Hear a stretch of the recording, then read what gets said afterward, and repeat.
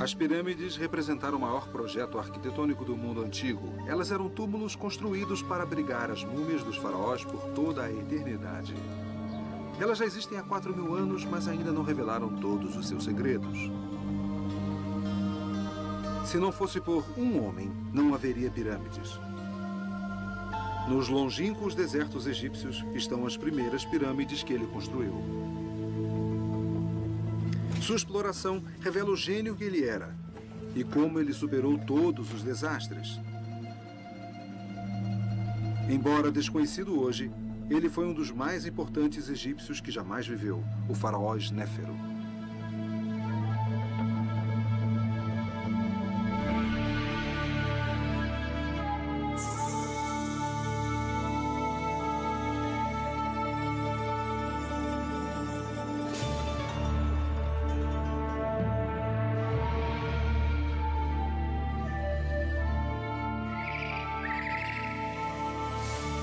Os grandes egípcios.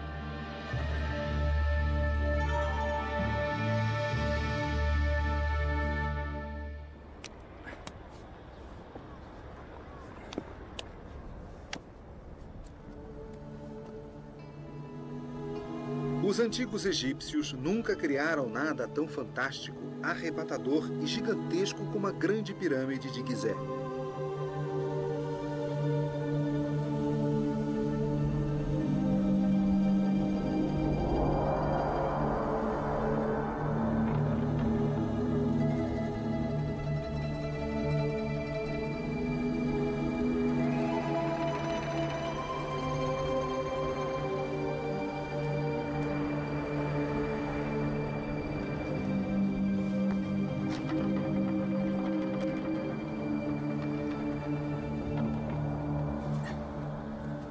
Todo mundo fica intrigado com a Grande Pirâmide.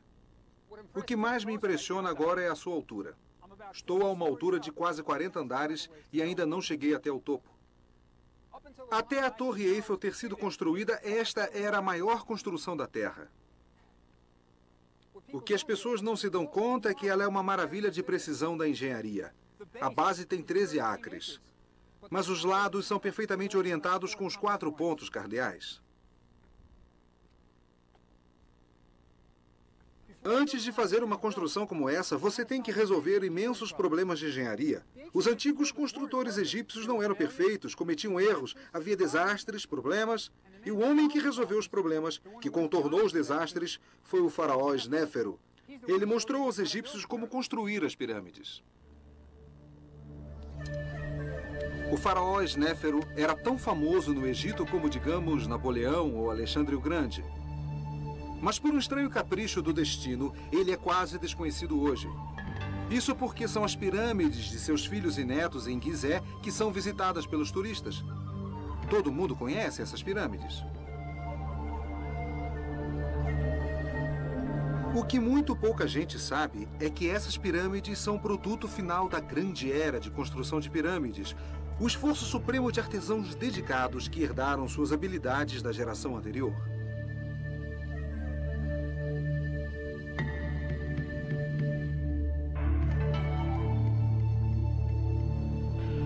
As pirâmides que Snéfero construiu são pouco visitadas e em grande parte desconhecidas. Quase tão grandes quanto as famosas pirâmides de Gizé, elas são o que poderíamos chamar de seus protótipos. Foi aqui que a arte da construção de pirâmides foi aperfeiçoada. Mas as pirâmides não nos dizem nada sobre o homem que foi Snéfero. Para sabermos como ele era, temos que ir ao agitado Museu Egípcio do Cairo.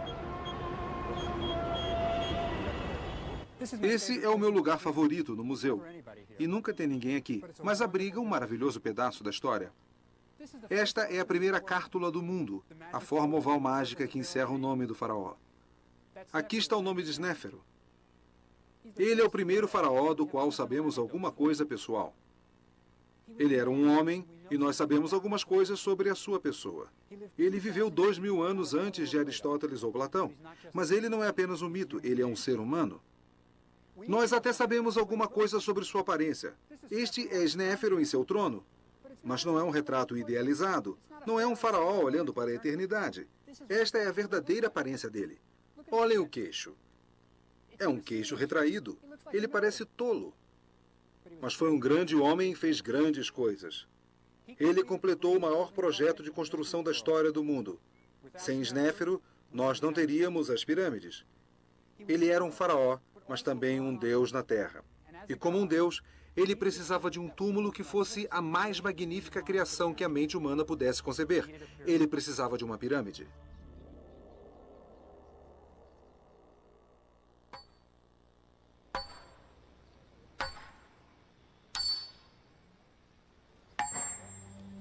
Parece incrível, mas as 6 maiores pirâmides do Egito foram todas construídas em menos de 100 anos. Uma cultura originalmente agrícola, usando apenas ferramentas de cobre, cortou, transportou e colocou em posição precisa mais de 10 milhões de blocos de pedra calcária, pesando em média 2 toneladas cada um, para construir as pirâmides de Maidum, Dashur e Gizeh.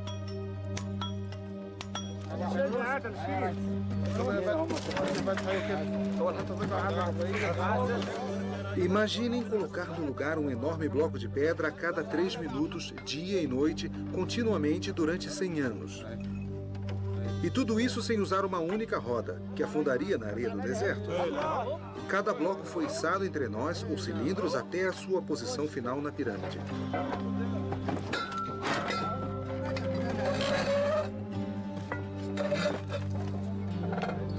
Elas eram construções inacreditáveis, perfeitamente alinhadas. Nenhum motor foi usado. As pirâmides não eram apenas enormes, eram precisas, com uma acuidade que chegava a frações de polegadas.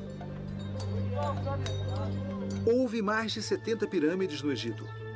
Aquelas que são visitadas por milhões de turistas todos os anos são as bem-sucedidas. Desapercebidos em lugares remotos do deserto egípcio estão os fracassos, desastres que tiveram que ser abandonados. Foi Snéfero quem construiu com sucesso a primeira pirâmide verdadeira. Este gênio desconhecido governou durante o início da civilização egípcia. Sua pirâmide já tinha 2.500 anos quando Cleópatra a mostrou para César. Snéfero foi o primeiro grande egípcio. De certo modo, ele foi o George Washington do Egito.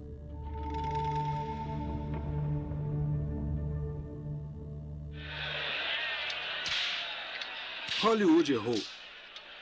Um dos grandes mitos do Egito é que as pirâmides foram construídas por escravos, forçados a puxar enormes cargas enquanto eram açoitados por cruéis capatazes dos faraós. Na realidade, elas foram construídas por trabalhadores livres, o que torna o feito de Snéfero ainda mais incrível. Snéfero teve que organizar e pagar milhares de trabalhadores por décadas para construir suas pirâmides.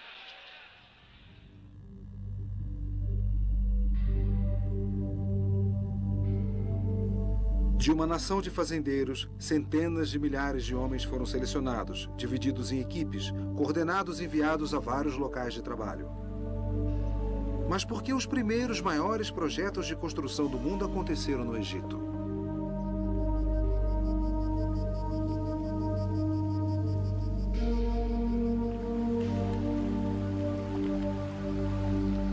O Antigo Egito era um lugar muito especial. Todos os anos, a neve derretida de montanhas africanas distantes corria para o norte em direção ao mar. O Nilo inchado inundava os campos, parando apenas quando chegava à base das pirâmides.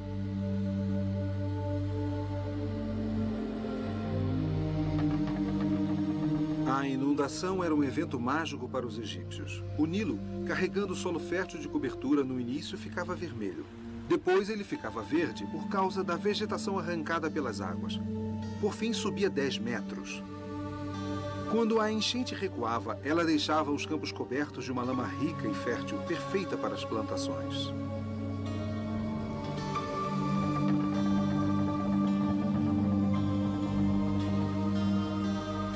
Foi o Nilo que permitiu que Snéfero construísse as pirâmides. Foi o Nilo, e apenas ele, que tornou verde o deserto. Sem ele, o Egito seria um deserto árido.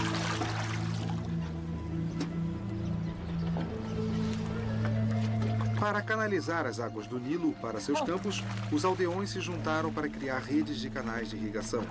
Este foi o primeiro projeto de obra de âmbito nacional. No fértil vale do Nilo nasceu a primeira nação.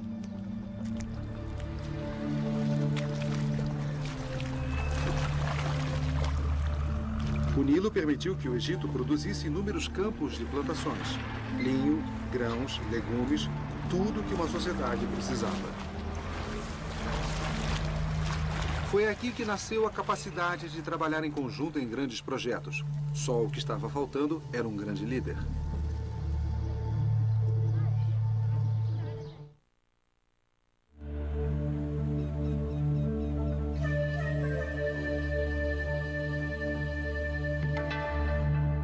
Snéfero era ambicioso. Ele foi o primeiro faraó a ter aspirações internacionais. Para um egípcio, colocar os pés fora das fronteiras do país representava uma aventura audaz e perigosa. Se ele morresse em terras estrangeiras, longe dos sacerdotes, dos embalsamadores e dos rituais, ele não poderia ser mumificado. Toda a esperança de vida eterna seria perdida.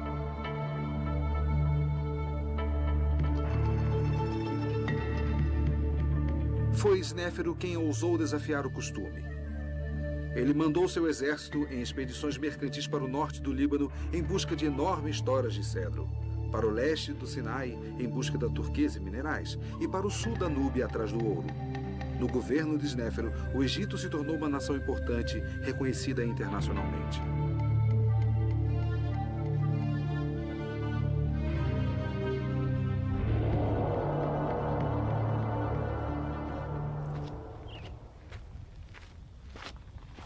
Snéfero ficou famoso por suas expedições ao Sinai para garimpar turquesa. Uma expedição como essa requeria uma enorme organização. Levar 500 homens e mulas para o deserto do leste demandava uns 30 barcos para o transporte através do Mar Vermelho e umas 50 toneladas de alimentos por dia.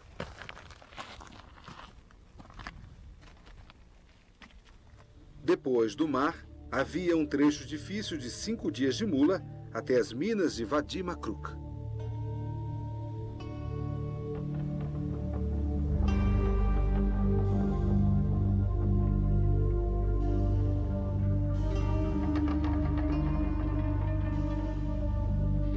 Construir túneis na montanha em busca de turquesa era perigoso.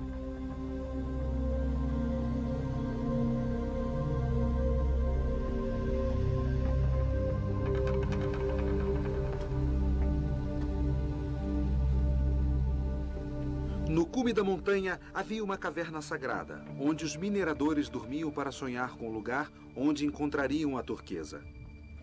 Aqui os homens construíram um altar para a deusa Hathor, a senhora da turquesa. Construir o altar afastou os trabalhadores das minas, mas o bondoso Snéfero permitiu. Ele chegou até a mandar escultores habilidosos para registrar os progressos da expedição, criando um campo de pedras esculpidas. Hoje, esse campo ainda existe. Ainda é bem parecido com o que foi em tempos antigos. Aqui estão os nomes dos homens de uma das expedições. Mas aqui está uma história de sofrimento e heroísmo. O tesoureiro do faraó está registrando a expedição que chefiou. Por causa do calor escaldante do Sinai, o inverno era a estação de mineração. Mas esses hieróglifos contam uma história diferente. Aqui está o ponto central. Chegamos nesta terra no 3º mês da 2ª estação. Aqueles caras vieram no verão. Ele continua. No verão, as montanhas deixaram suas marcas queimadas em nossa pele. Esses mineradores não eram escravos. Eles foram de vontade própria arriscar suas vidas para trazer a preciosa turquesa para o seu faraó. A turquesa que os mineradores traziam do Sinai era transformada em engastes, adornando braceletes finamente produzidos, presentes de Snéfero para sua esposa, a rainha Retéfras. Snéfero não foi apenas um construtor de pirâmides e explorador. Ele também foi um patrono das artes. Suas oficinas reais produziram extraordinárias obras-primas em esculturas, pinturas, joias e mobiliário. Foi uma época impressionante. As realizações artísticas durante o reinado de Snéfero foram tão fantásticas que acabaram por estabelecer os padrões que perduraram pelos próximos 2.500 anos. O ganso de Maidum parece tão natural hoje como quando foi pintado 5.000 anos atrás.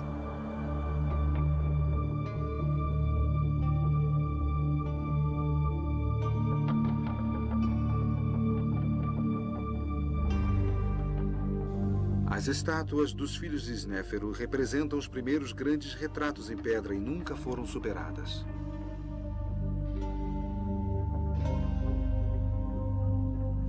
O fino retrato em pedra de Ankaf o mostra como um homem maduro e pensativo, um pouco pesado, ele era bem-sucedido. O irmão de Ankaf, Remiano, tem dobras de gordura, ele era mesmo próspero. No Museu do Cairo, há outro dos filhos de Snéfero, Horruta, e sua linda esposa Nofret. Estão sentados um ao lado do outro e seus olhos de pedra cristalina parecem olhar os milhares de visitantes que param para vê-los.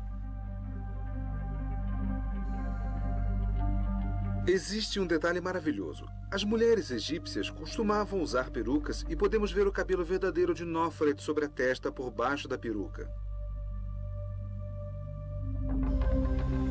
A mobília que Snéfero mandou construir para sua esposa está entre as mais belas que já foram feitas no Velho Egito. São obras-primas de simplicidade. Suas linhas são retas, limpas e elegantes. Elas não precisam de uma ostentação vulgar de ouro, apenas hieróglifos dourados para proclamar os títulos da rainha.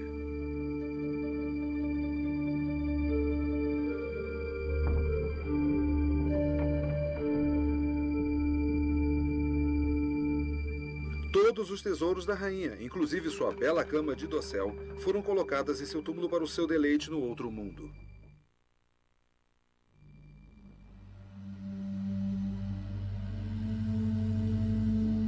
Os antigos egípcios acreditavam na ressurreição. Eles acreditavam que o corpo levantaria e andaria no outro mundo.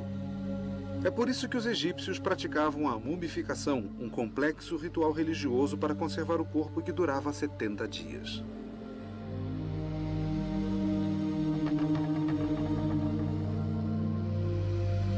Era absolutamente crucial proteger a múmia dos ladrões de túmulos. Se um ladrão entrasse no túmulo e destruísse a múmia, o falecido não poderia existir no outro mundo. Sem um corpo intacto, perdia-se toda a esperança de imortalidade. E essa era a maior catástrofe que poderia acontecer ao antigo egípcio. Uma vez que a múmia tinha sido conservada, um túmulo sofisticado era construído para protegê-la por toda a eternidade. Esses primeiros túmulos eram chamados de mastabas.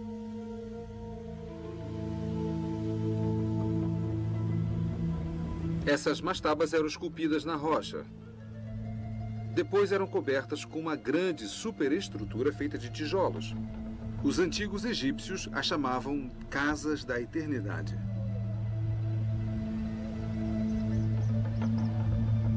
Essa mastaba é uma das maiores que já foram construídas. Ela tem uma característica notável que deveria evitar que fosse roubada. Não existe absolutamente nenhum acesso para a câmara sepulcral a partir do solo.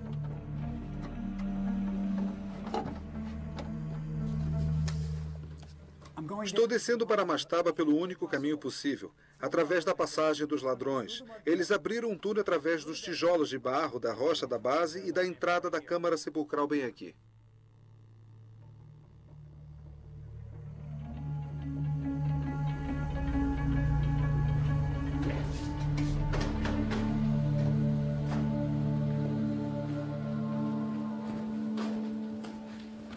Esse é o túmulo de uma pessoa muito importante. Provavelmente um rei ou uma rainha. Esse sarcófago é o primeiro da história.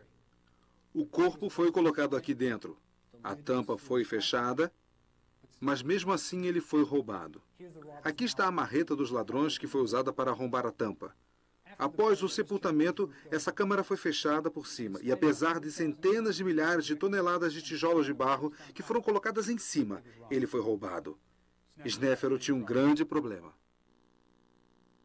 Seu problema era o fato de ser quase impossível deter os ladrões de túmulo.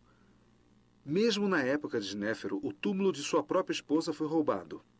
Não importa quão complicadas fossem as passagens dentro do túmulo, os ladrões conseguiam achar o tesouro.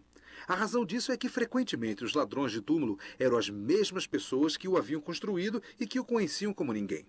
A solução estava em criar alguma coisa sólida o suficiente para impedir os ladrões, mesmo que eles soubessem onde estava a câmara sepulcral. Mas Snéfero não foi o primeiro a tentar isso. Tudo havia começado em Saqqara. A pirâmide de degraus de Saqqara foi terminada durante a infância de Snéfero e veio a ter um profundo efeito em sua vida.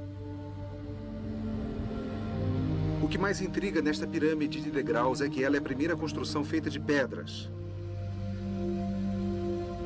Nós poderíamos supor que eles começaram com pequenos prédios de pedra, para depois tentarem construções mais ambiciosas, até que algo realmente grande fosse construído. Mas não foi assim. De repente, como que vinda do nada, surgiu a pirâmide de degraus.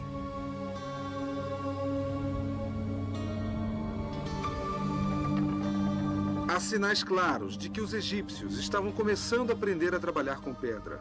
Os pedreiros copiavam fielmente na pedra as colunas e paredes de palácios que haviam sido construídos com feixes de bambus de papiro e tijolos de barro. Assim, detalhes arquitetônicos maravilhosos resultaram em estruturas completamente não funcionais. Portas que não abriam e nem fechavam, capachos enrolados sobre as entradas que não podiam ser baixados. É aqui que tem início a construção de pedra. 2000 anos depois da pirâmide de degraus ter sido construída, os gregos tinham orgulho em dizer que aprenderam com os egípcios a construir com pedras. A pirâmide de degraus foi construída para o faraó Zoser. Seu arquiteto queria criar uma grande sepultura para o seu rei. Por isso, ele projetou uma enorme mastaba e colocou sucessivamente outras mastabas menores, uma em cima da outra, criando um efeito parecido com um bolo de noiva. Como aquela era a primeira grande construção de pedras do mundo, seus construtores enfrentaram muitos problemas inéditos. Eles não tinham experiência em lavrar as pedras, por isso, os blocos que compunham a pirâmide foram cortados de uma maneira tosca e não se encaixavam bem uns nos outros, ameaçando a pirâmide de sofrer um colapso. O arquiteto resolveu o problema inclinando as paredes para dentro. Assim, a pirâmide literalmente se apoiava nela mesma, evitando que uma massa instável ruísse. Quando terminou a construção da pirâmide de degraus, ela se constituía na mais fantástica construção que o mundo já havia visto, tendo empregado milhares de trabalhadores e levado quase 2 décadas até estar completa. Ela deve ter sido motivo de grande orgulho para todo o Egito.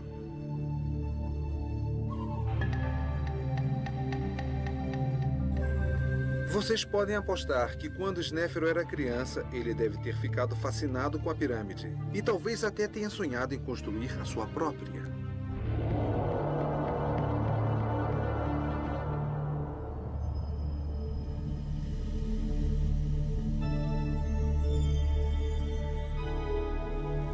Quando Snéfero se tornou faraó, ele teve a oportunidade de construir a sua pirâmide em Maidum.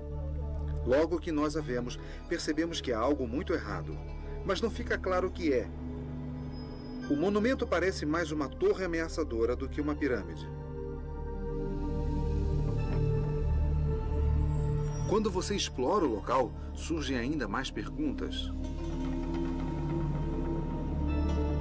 Por que as paredes da câmara sepulcral são toscas, não acabadas? Onde está o sarcófago do faraó? Na câmara sepulcral, as vigas de cedro de 4.000 anos estão no local prontas para içar o sarcófago. Mas não há vestígios ou algum tipo de evidência de que a câmara sepulcral sequer tenha sido usada. Ela ainda representa um grande avanço arquitetônico. Esta é a primeira câmara sepulcral acima do solo do Antigo Egito. Criar uma câmara dentro da pirâmide, ao invés de embaixo dela, causou um tremendo problema. Com o peso inteiro da pirâmide por cima, como é possível impedir que o teto entre em colapso? Snéfero resolveu o problema colocando os blocos de pedra das paredes cada vez mais perto do centro da câmara, à medida em que ficavam mais altos. Quando as paredes subiram, o último bloco que formou o teto só teve que cobrir algumas poucas polegadas. O problema foi resolvido e o primeiro teto em abóbada da história havia sido criado. A razão da pirâmide de Maidum parecer tão estranha reside em sua construção. Ela foi originalmente projetada para ser uma pirâmide em degraus. À medida em que se aproximava o fim de sua construção, ela foi ampliada várias vezes. Provavelmente porque acreditava-se que uma pirâmide não deveria estar pronta antes da morte do faraó. Quando a pirâmide terminou, com 8 degraus, Snéfero ainda gozava de boa saúde. Por isso, a construção continuou. Os degraus da pirâmide foram preenchidos com uma pedra calcária fina e branca. Esta foi a primeira tentativa de se construir uma pirâmide verdadeira, mas houve uma falha arquitetônica fatal. As últimas camadas de pedras não foram suficientemente ancoradas no corpo da pirâmide.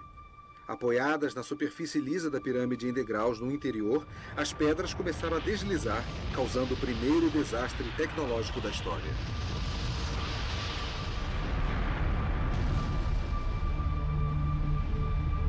É por isso que a pirâmide parece tão estranha hoje. As gerações do futuro acharam mais fácil usar as pedras soltas, deixando apenas a parte central inclinada. O que nós vemos hoje é o resultado de 5.000 anos de vandalismo. Snéfero teve que abandonar sua pirâmide. É por isso que na pequena capela da base, as enormes placas de pedra nunca receberam uma inscrição. É por isso que as paredes da câmara sepulcral foram deixadas toscas e inacabadas. E é por isso que as velhas vigas de cedro nunca foram usadas para içar o sarcófago do faraó para o local de seu descanso final.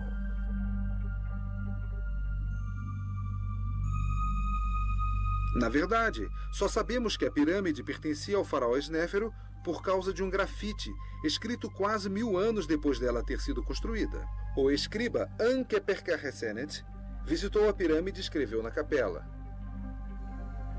Vim para ver o belo templo do rei Snéfero. Eu o encontrei. Foi como se o céu estivesse nele e o sol brilhando em todo o seu interior.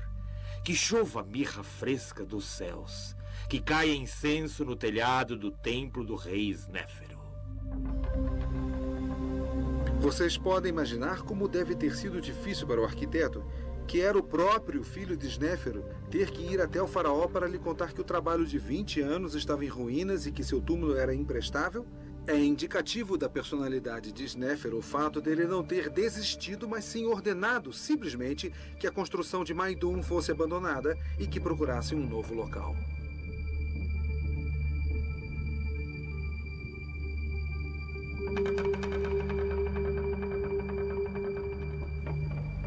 Ainda precisando de um local para o seu sepulcro, Snéfero foi em frente a todo vapor para construir um monumento ainda mais ambicioso que o de Maidum. Uma pirâmide com um volume 2 vezes maior do que o da pirâmide que abandonara. O monumento queria fazer sombra a qualquer coisa que o mundo já tivesse visto. Naturalmente, aqui os arquitetos tiveram a vantagem de suas experiências. A pirâmide de Dashur foi concebida desde o início como uma pirâmide verdadeira.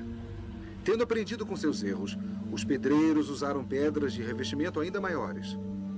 Isto possibilitou que elas fossem presas adequadamente à estrutura da pirâmide. Eles também inclinaram os blocos para dentro, em direção ao centro da pirâmide. Essa técnica teve tanto sucesso que esta pirâmide é a única que hoje ainda tem quase todo o seu revestimento no lugar.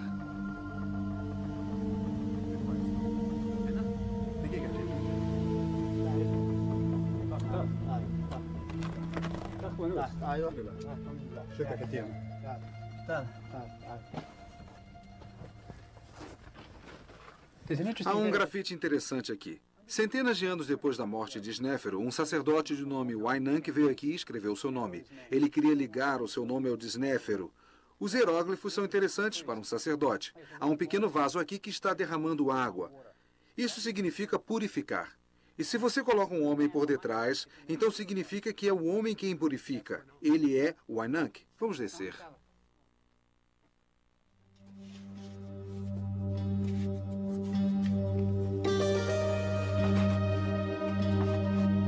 Partindo da entrada, um longo caminho desce até o corpo da pirâmide, mais de 70 metros. Uma das descidas mais longas e difíceis de todas as pirâmides. Os blocos polidos da parede são lisos e surpreendentemente frios ao toque. A passagem ainda tem os trilhos usados pelos escavadores em 1950, quando tiraram o entulho da câmara sepulcral de Snéfero. A passagem foi projetada para descer o sarcófago até o coração da pirâmide.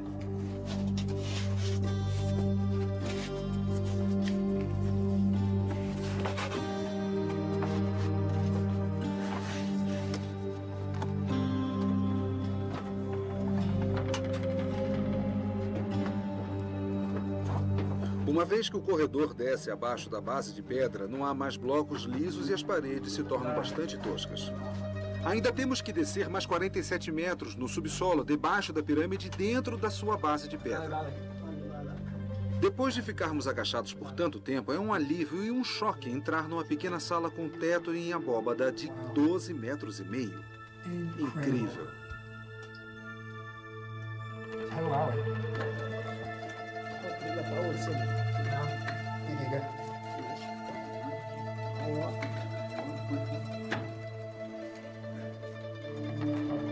Nós ainda nem estamos na Câmara Sepulcral. É apenas um vestíbulo, quase como se Snéfero estivesse dizendo bem-vindos.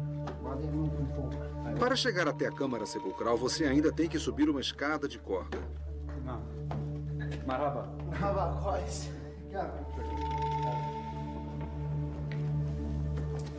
Então, a entrada da Câmara Sepulcral de Snéfero é alcançada através de um buraco na parte de cima da parede.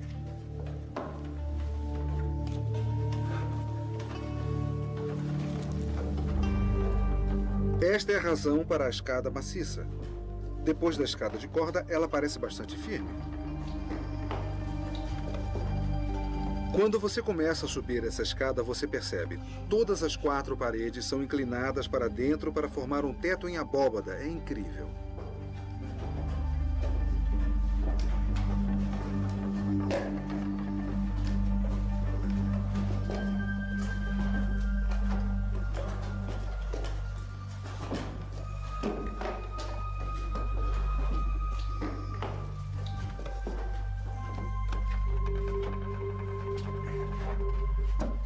Caminhando agachados pelo estreito corredor feito pelos antigos ladrões de túmulos, nós finalmente chegamos ao corredor pelo qual a múmia de Snéfero passou a caminho da Câmara Sepulcral. Surpreendentemente, há uma forte brisa de ar fresco aqui. Alguns investigadores acreditam que existam passagens secretas que ainda não foram descobertas.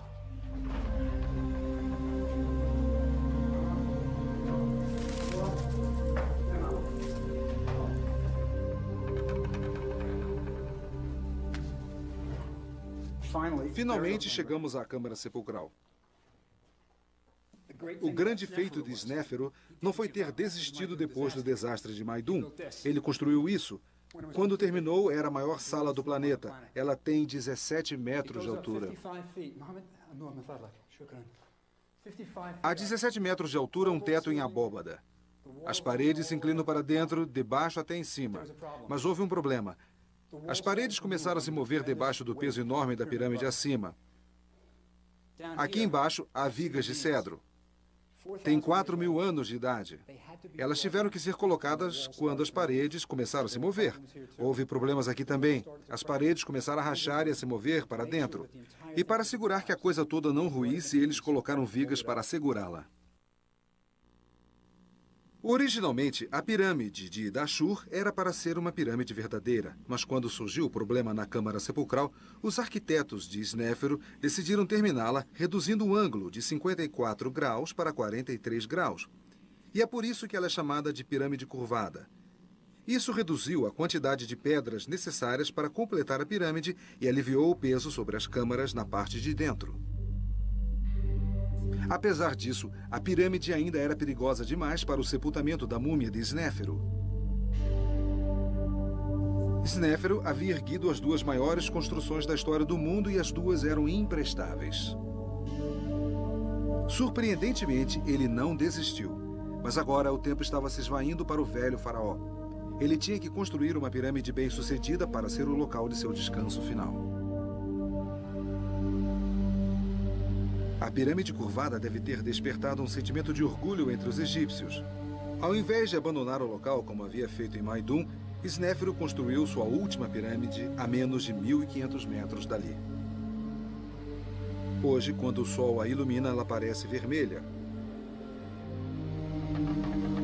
Todas as indicações nos sugerem que ela foi um sucesso total. A Câmara Sepulcral é estável e ela é tida como a primeira pirâmide verdadeira da história.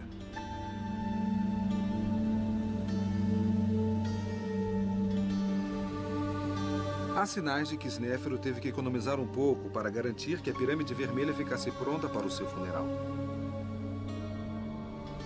Ela é menor que a pirâmide curvada, e seus lados sobem a um ângulo conservador de 43 graus. Na pirâmide vermelha, Snéfero finalmente resolveu seus problemas de engenharia.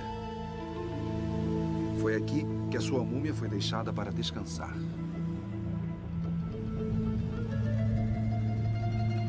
Séculos depois da sua morte, sacerdotes devotos ao culto de Snéfero ainda colocavam pão e cerveja aqui para a alma do faraó, para que ele pudesse ter vida, prosperidade e estabilidade para sempre.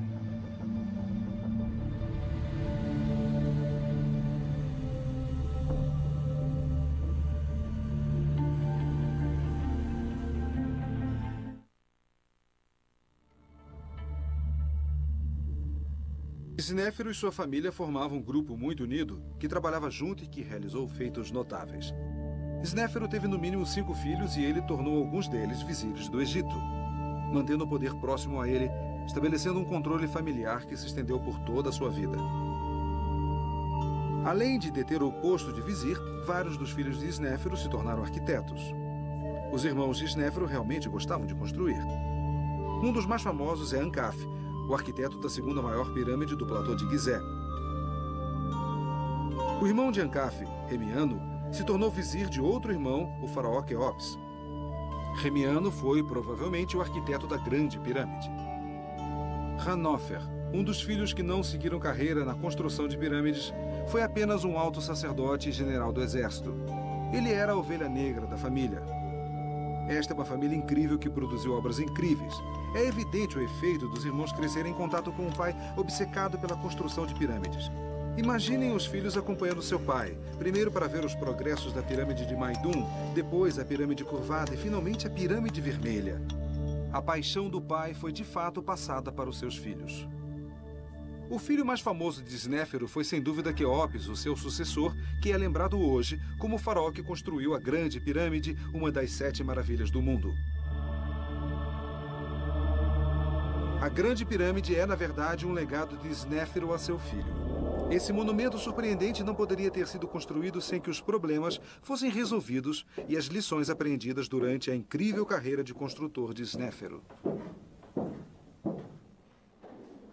Se há uma marca registrada que pode ser encontrada nas 3 pirâmides de Snéfero, esta é o teto em abóbada.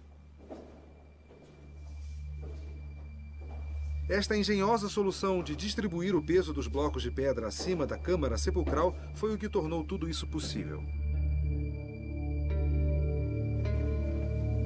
Do início cauteloso em Maidum a estes tetos espetaculares das pirâmides de Dashur, foi um pequeno passo que levou à sua suprema expressão, aqui na maior galeria da Grande Pirâmide de Quéops.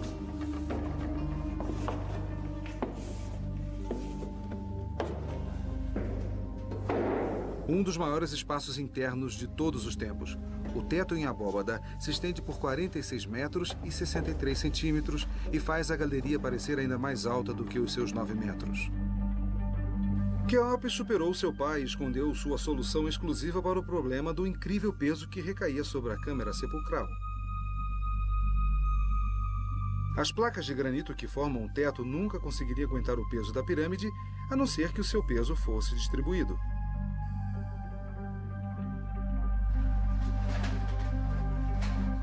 Para ver a solução de Quéops, você tem que subir através de um buraco até a parte mais alta da grande galeria.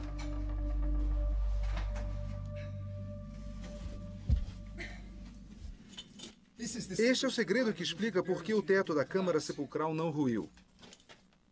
Eu estou exatamente em cima da câmara sepulcral, numa pequena sala que foi projetada para aliviar a pressão do teto da câmara sepulcral que está abaixo de mim.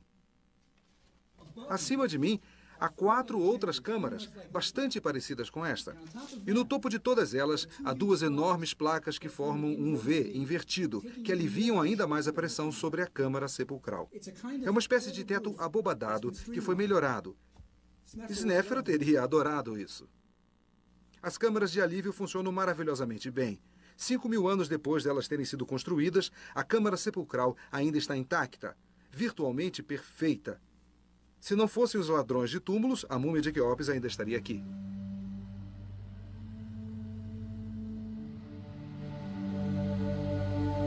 Não Não só Snéfero abriu o caminho para que o seu filho Quéops construísse a maior pirâmide do mundo, como também fomentou o comércio exterior, que acabou por fornecer a Quéops uma das mais importantes coisas que ele poderia levar para o outro mundo.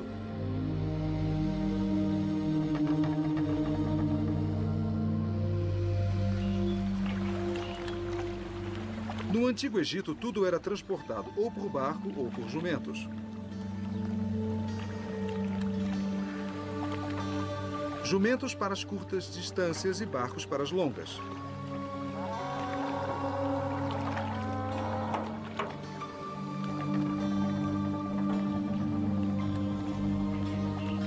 Em 1954, foi encontrado um barco enterrado perto da Grande Pirâmide. Ele tinha 44 metros e fora construído por Quéops com madeira trazida do Líbano por seu pai Snéfero.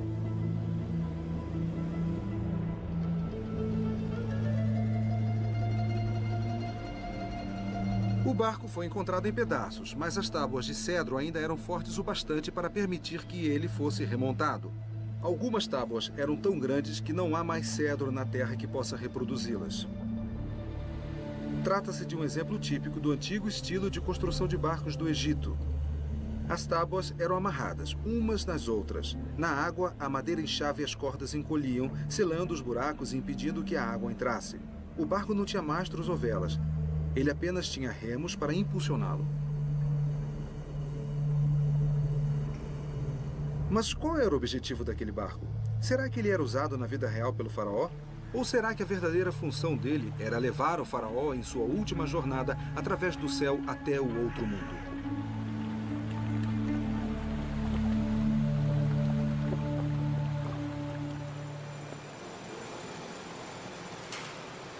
Para desvendar este mistério, mandei construir um modelo em escala de 2 metros e 13 centímetros, com as medidas exatas do barco da pirâmide, para testá-lo, no tanque do Instituto de Arquitetura Naval de Long Island.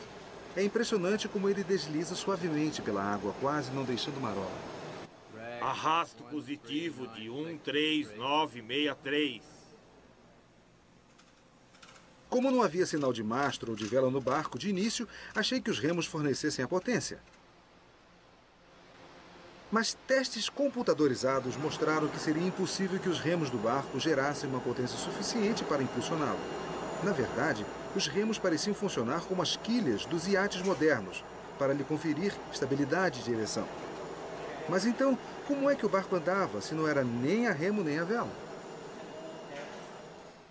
É isso, sem quilha e sem guinada. Vamos a 40. Certo, vamos lá. Certo.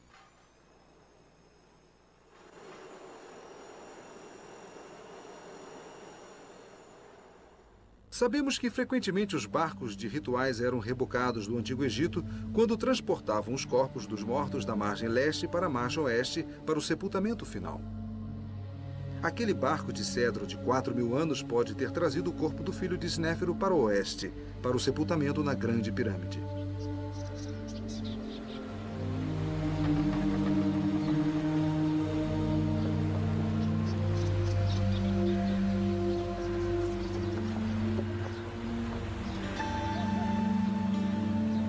Quando o faraó morreu, seu corpo teve que atravessar o Nilo para aportar perto do local onde hoje está a Esfinge. Seu corpo deve ter sido carregado por uma curta distância até o templo do vale, onde ele foi cuidadosamente mumificado.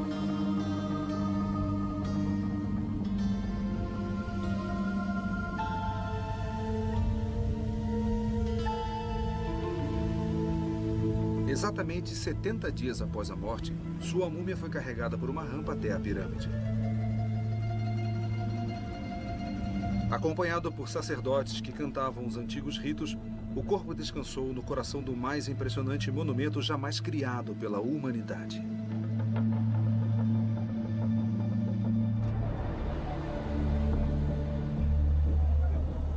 A grande era de construção de pirâmides durou apenas enquanto a família de Snéfero governou o Egito.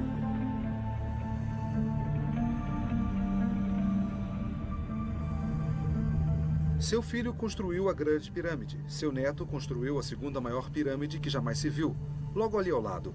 Depois disso, a vontade e a energia para construir monumentos tão impressionantes diminuíram, e as pirâmides que se seguiram foram apenas uma sombra pálida de sua antiga glória.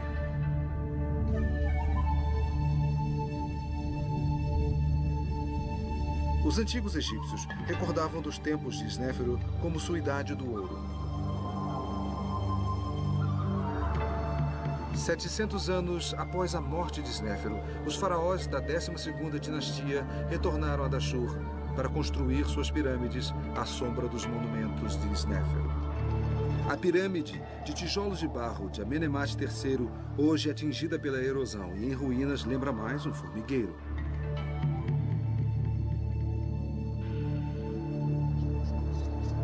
Eles nunca mais construíram uma pirâmide como esta.